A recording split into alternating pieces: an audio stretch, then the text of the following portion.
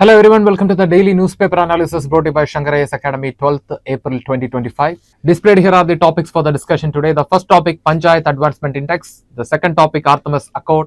And the third topic, Niveshak Didi Initiative. And the fourth topic, Modernization of Command Area Development and Water Management.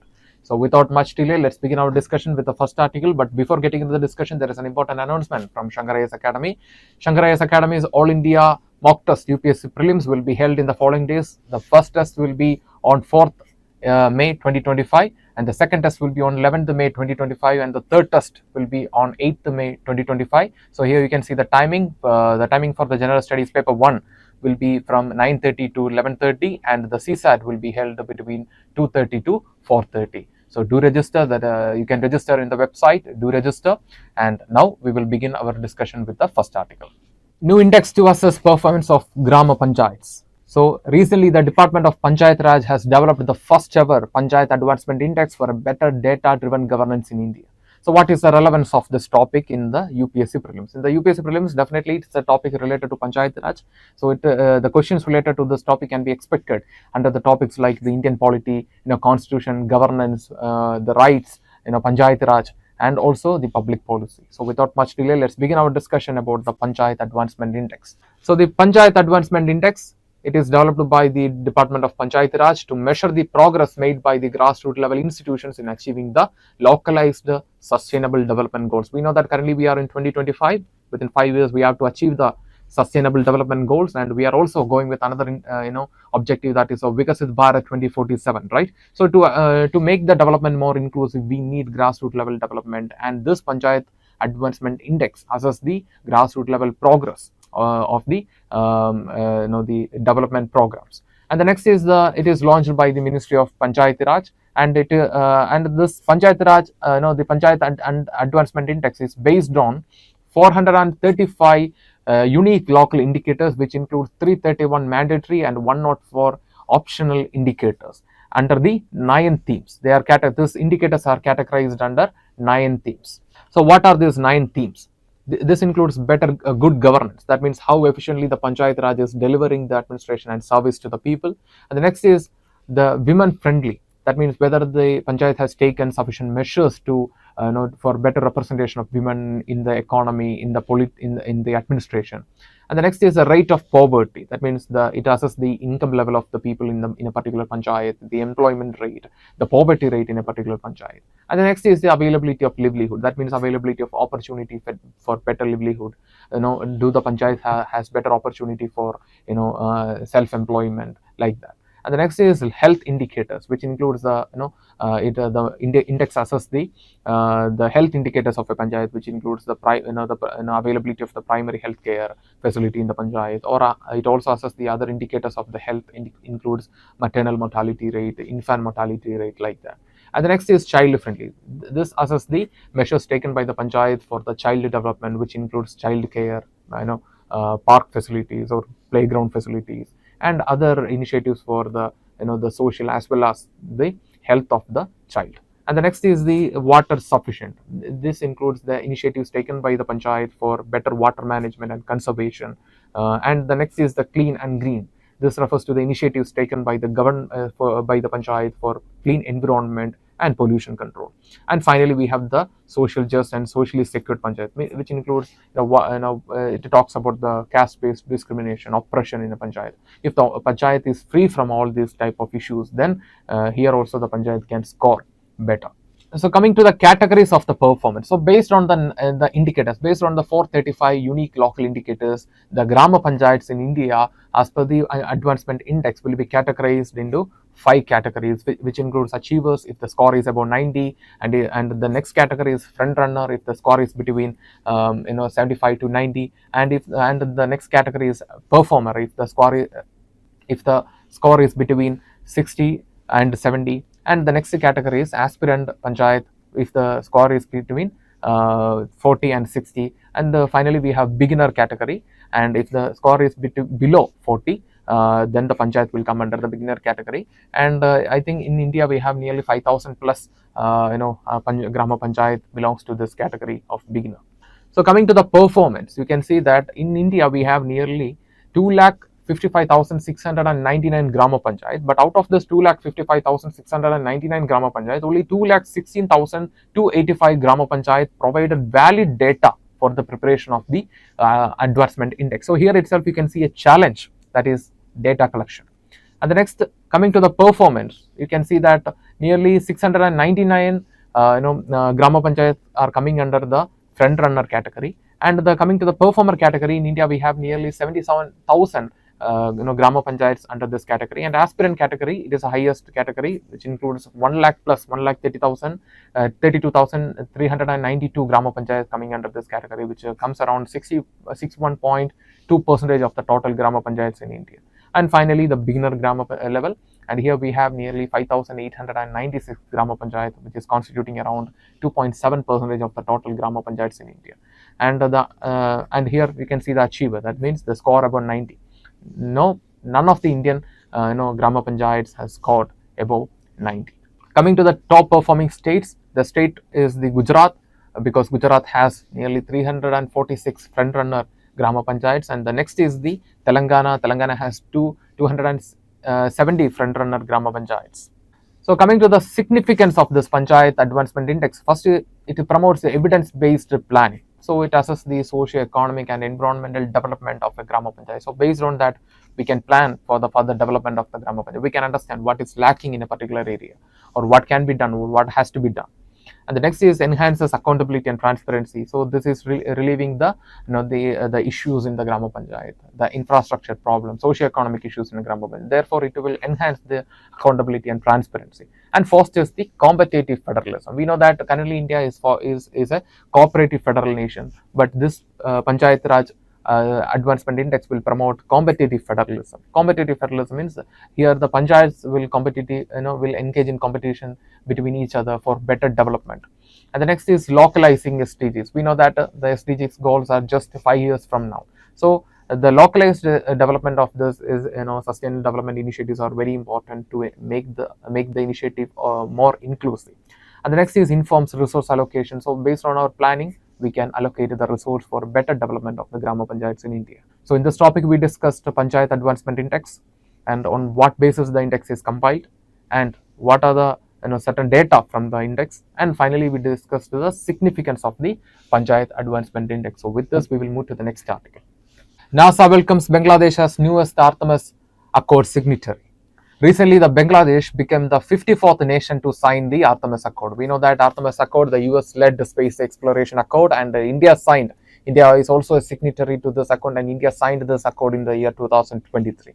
So what is the relevance of this topic in UPSC Prelims? So you can expect questions related to the international agreements and international relations under the topic current events of national and international importance. So without much delay, let's begin our discussion about the Artemis Accord. So Artemis Accord, coming to the establishment, it is established in the year 2020, and it is a US-led space exploration for civil purpose, and the NASA will be leading this Artemis program, the National Space Agency of United States, with the support of Department of State and 7 initial signatories. Who are the 7 initial signatories? United States is there, obviously. Apart from United States, Canada, UK, Australia, Japan, Italy, and Luxembourg. And coming to the objective of this Artemis Accord, the objective of this Artemis Accord is to provide a non-binding framework for peaceful and cooperative civil exploration, civil space exploration. So please note the 2 keywords. It's a non-binding framework, and it is for civil space exploration. And coming to the scope, the principles or the provisions of this Artemis Accord applies to civil activities on Moon, Mars, asteroids, comets, their orbits, Lagrangian points, and also to the transit path.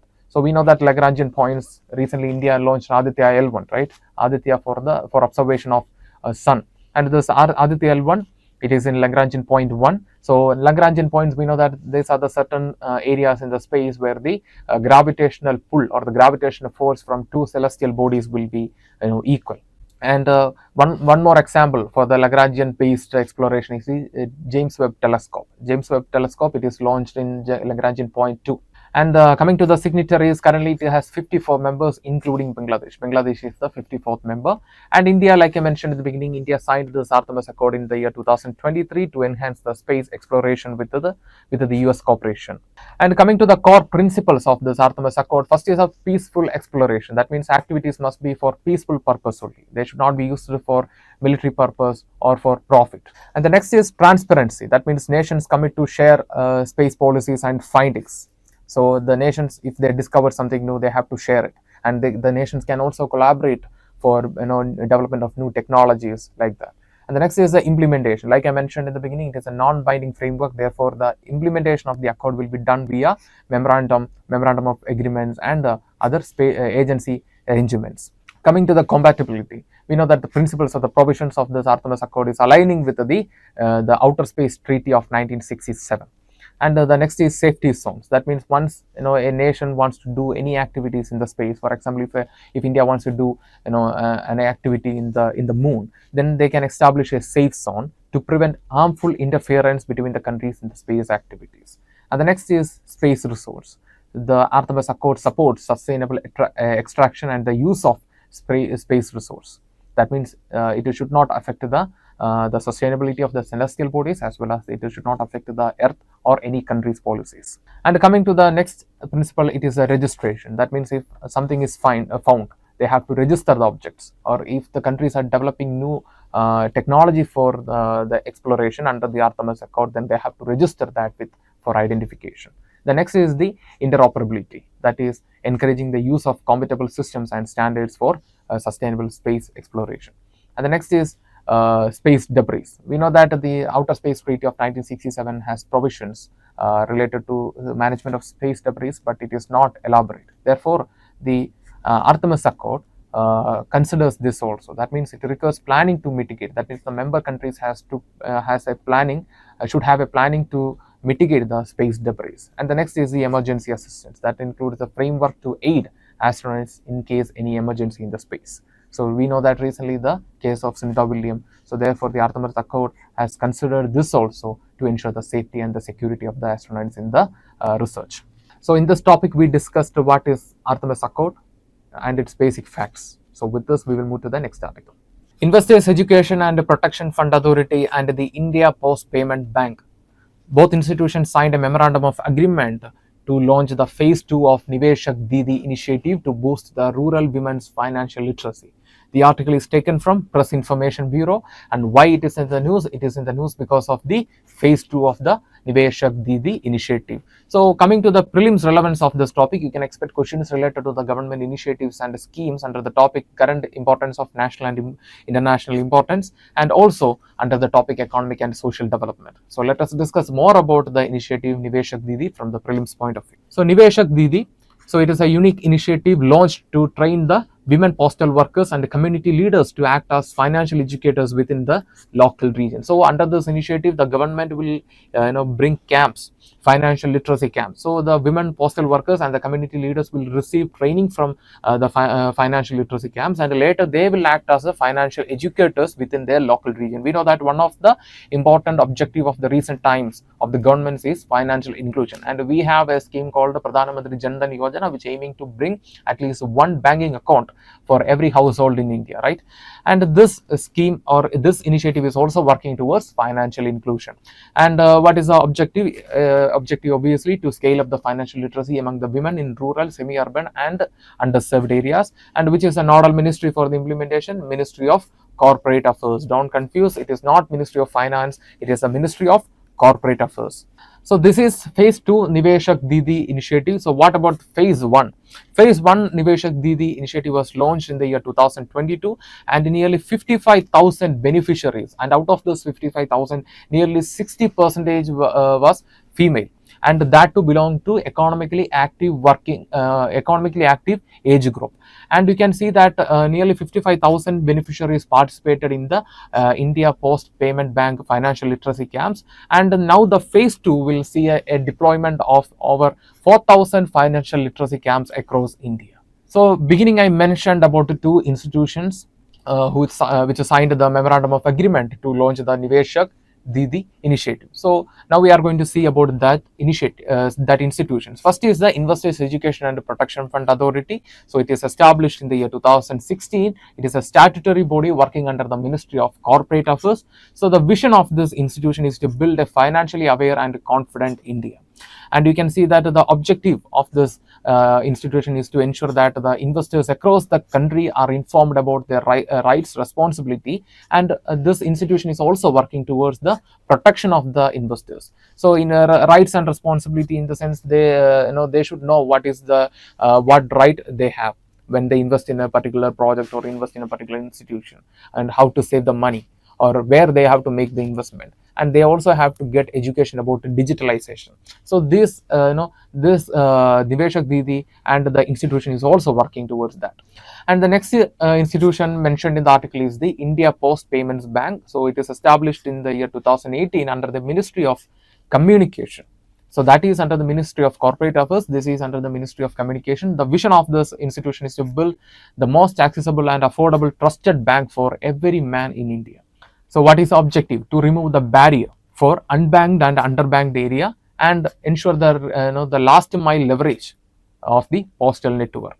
And what are the key principles of the India Post Payment Bank? So first is enabling paperless, cashless, and presenceless banking. That means promoting digital banking. Simply we can see that promoting digital banking because it is cashless, paperless, and presenceless. So the promoting digital banking is the major objective of the India Post Payment Bank, and it can be considered as a pillar of the India Post Payment Bank as well.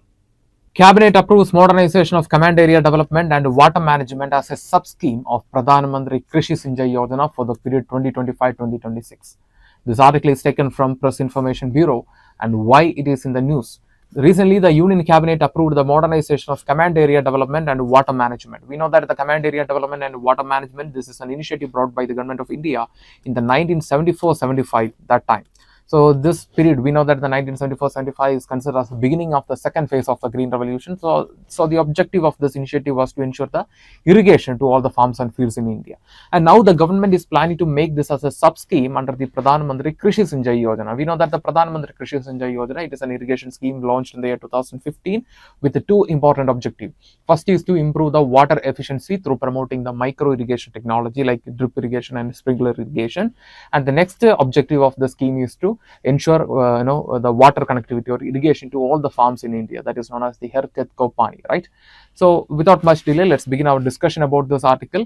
And coming to the UPSC relevance of this topic, you can see that you can expect questions related to the government initiatives under the economic and social development and sustainable development, these topics. So the modernization of command area development and water management, this scheme aims to modernize the irrigation supply network in India and also facilitates the micro irrigation. That is, it will establish a strong underground pressurized pipe system to deliver micro irrigation water from the source. The source can be canal or well or anything, to farms up to a size of 1 hectare. So this will it will ensure it will establish a groundwater underground pressurized pipe system to deliver water from the source to farms up to the size of 1 hectare through micro irrigation.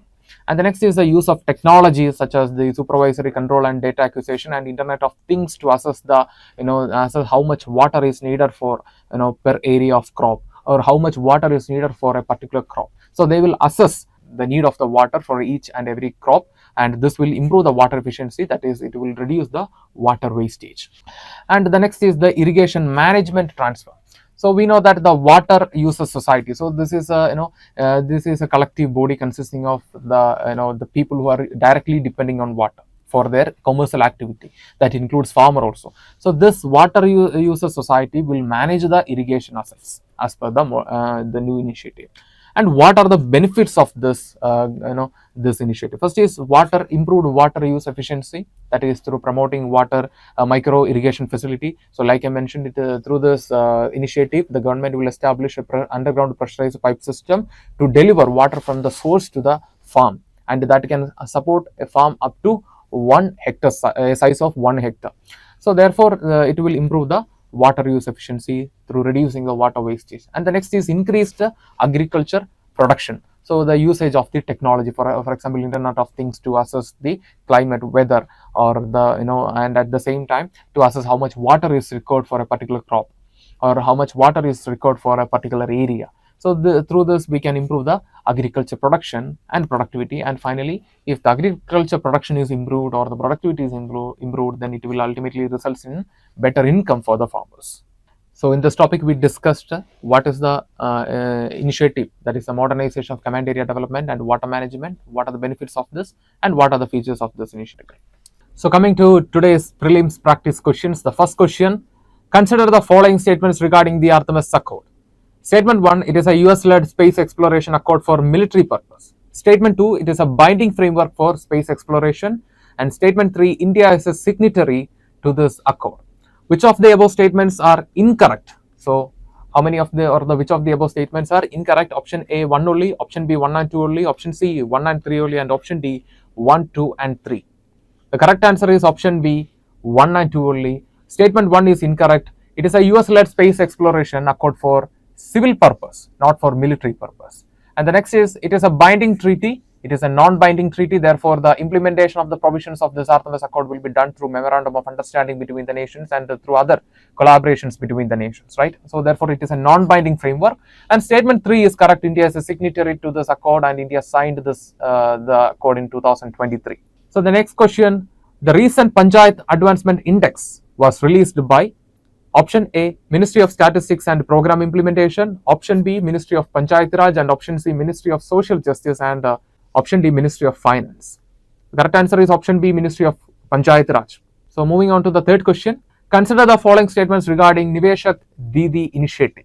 Statement 1, it is launched through a memorandum of agreement between the Investors Education and Protection Fund Authority and the India Post Payment Bank. Statement 2, Ministry of Finance is a nodal ministry for this initiative. Which of the above statements are incorrect? Option A, 1 only, option B, 2 only, option C, both 1 and 2, and option D, neither 1 nor 2. The correct answer is option B. Option B is incorrect because it is not the Ministry of Finance, it is a Ministry of Corporate Affairs. Therefore, the correct answer is option B. The incorrect statement is incorrect statement is 2. It is not the Ministry of Finance, it is the Ministry of Corporate Affairs. With this, we are coming to the conclusion for today's newspaper analysis. If you like the video, hit the like button, give your feedbacks as comments, and share this content with your friends. And before leaving this channel, don't forget to subscribe and also hit the bell icon to receive on-time update from Shankar IAS Academy. Thank you for listening to us. Thank you for listening to me. Have a nice day.